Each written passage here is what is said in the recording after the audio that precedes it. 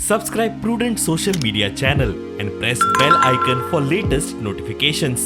सगळ्यात जरा रावताचे कसे सांगतो सर आज विदाउट सीएम का ऑथ हो रहा है सर विदाउट सीएम उसे इलेक्टेड नहीं किया है उसके वजह से कैसे देख रहे it's the first time in Goa I think it is first time in the history of Goa that without government being sworn in, MLAs are being sworn in first. So how are you seeing on this type of process? I do not know what is the provision. Actually, we have to see the constitution that is allowed. Because I It think is allowed like that. constitutional provision is that assembly has to be summoned. And if the swearing in is not done of the minister, then MLAs cannot remain without taking vote. But today is the last day before which I think probably assembly has to commence. So Girishan resignation will come for a confirm. Taka vichar padte तुम्ही he will submit it to leadership. accepted by Holding of elections, constitution of the assemblies, and formation of governments are all provided under the constitutional framework and constitutional mandate.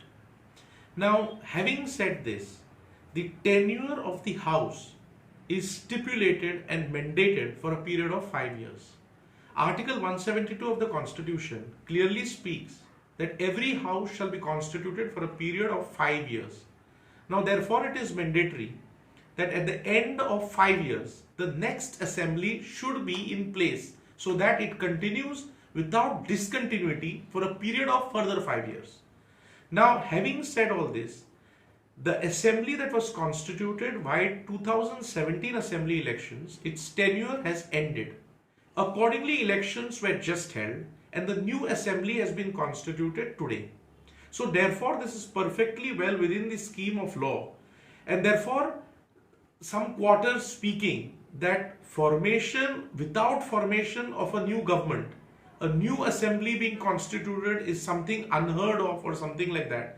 I do not find much credence in it, because what the law prescribes is that every assembly shall be for a period of 5 years and the House shall be constituted for a period of 5 years, and it should be continuously constituted for a successive tenure also.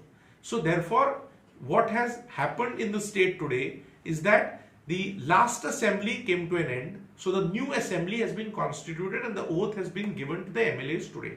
So there is absolutely nothing that is an anomaly or anything of that sort.